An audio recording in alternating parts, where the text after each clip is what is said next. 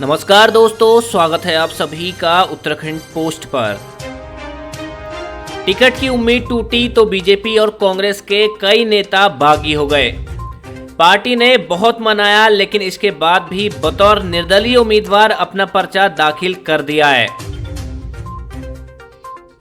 नामांकन प्रक्रिया पूरी होने के साथ ही भाजपा और कांग्रेस में बगावत की स्थिति भी साफ हो गई है।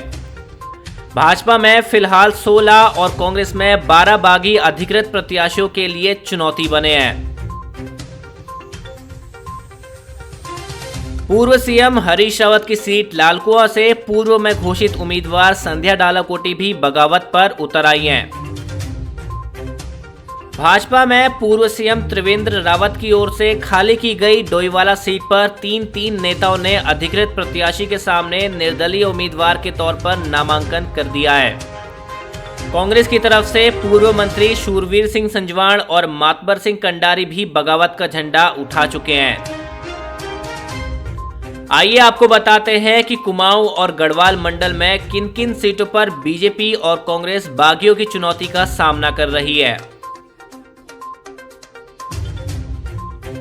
कुमाऊं मंडल की बात करें तो उधम सिंह नगर जिले की रुद्रपुर विधानसभा सीट पर बीजेपी विधायक राजकुमार ठुकराल बागी हो गए हैं और उन्होंने निर्दलीय पर्चा भर दिया है। तो किच्छा सीट पर बीजेपी की ही अजय तिवारी बागी हो गए हैं।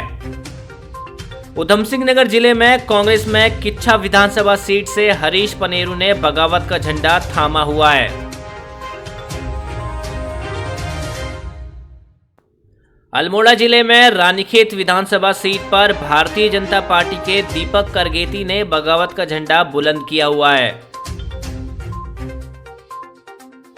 वहीं बागेश्वर जिले में बागेश्वर विधानसभा सीट पर कांग्रेस बागी से परेशान है। यहां भैरवनाथ ने कांग्रेस में बगावत कर दी है। नैनीताल जिले की बात करें तो यहां लालकुआं विधानसभा सीट पर हरीश रावत के खिलाफ कांग्रेस की संध्या डालाकोटी बगावत कर रही है, तो बीजेपी के पवन चौहान और कुंदन सिंह मेहता लालकुआं सीट पर बागी हो गए हैं। वहीं रामनगर विधानसभा सीट पर कांग्रेस के संजय नेगी बागी हो गए हैं, तो कालाढूंगी विधानसभा सीट पर बीजेपी के गजराज सिंह बिष्ट बागी हो गए हैं।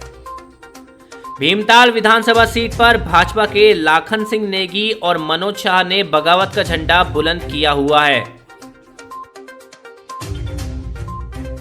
गढ़वाल मंडल की बात करें तो देहरादून जिले में ऋषिकेश विधानसभा सीट से पूर्व मंत्री शूरवीर सिंह संजवाण कांग्रेस में बागी हो गए हैं, तो बीजेपी की उषा रावत ने बगावत का झंडा यहां थामा हुआ है।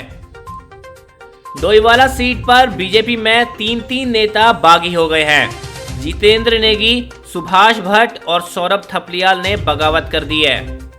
वहीं सहसपुर विधानसभा सीट पर कांग्रेस के अकील अहमद बागी हो गए हैं, तो धर्मपुर विधानसभा सीट पर बीजेपी के वीर सिंह पंवार बगावत का झंडा थामे हुए हैं। इसी तरह देहरादून कैंट विधानसभा सीट पर बीजेपी के दिनेश रावत बागी हो गए हैं, तो कैंट से ही कांग्रेस में चरणजीत कौशल बागी हो गए हैं।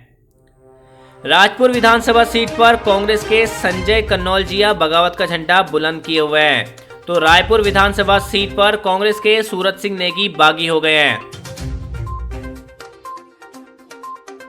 हरिद्वार जिले की बात करें तो ज्वालापुर विधानसभा सीट पर कांग्रेस के एसपी सिंह बागी हो गए हैं, तो रानीपुर विधानसभा सीट पर बीजेपी के ईशान तेजियान ने बगावत कर दी है। इसी तरह पिरान कलियर विधानसभा सीट पर बीजेपी के जय भगवान सैनी ने बगावत कर दी है। टिहरी जिले की बात करें तो घनसाली से कांग्रेस के पूर्व विधायक भीमलाल आर्य बागी हो गए हैं, तो बीजेपी के सोहन लाल खंडेवाल और दर्शन लाल बागी हो गए हैं। धनौल्टी विधानसभा सीट से बीजेपी के पूर्व विधायक महावीर रांगड़ बागी हो गए हैं। पौड़ी जिले की बात करें तो यहां कोटद्वार विधानसभा सीट से बीजेपी के धीरेन्द्र चौहान ने बगावत कर दी है। उत्तरकाशी जिले में यमुनोत्री विधानसभा सीट पर बीजेपी के जगवीर सिंह भंडारी बागी हो गए हैं, तो कांग्रेस के संजय डोभाल ने यहां बगावत कर दी है।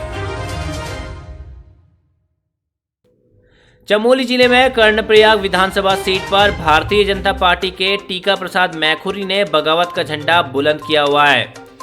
वहीं रुद्रप्रयाग जिले में रुद्रप्रयाग विधानसभा सीट से कांग्रेस के मंत्री मातबर सिंह कंडारी बागी हो गए हैं। बीजेपी के बागियों पर भाजपा प्रदेश अध्यक्ष मदन कौशिक का कहना है कि भाजपा में सभी अनुशासित कार्यकर्ता हैं।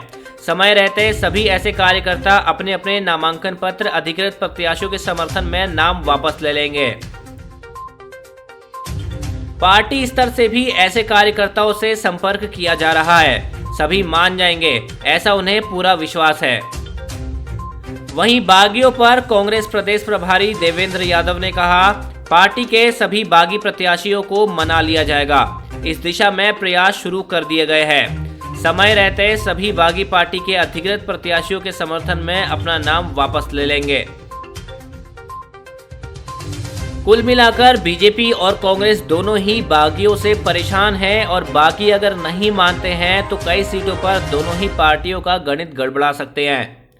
हालांकि पार्टी नेतृत्व बागियों को मना लेने का दावा तो कर रहा है, लेकिन बागियों के तेवर देखते हुए लगता नहीं कि बागी आसानी से मानने वाले हैं।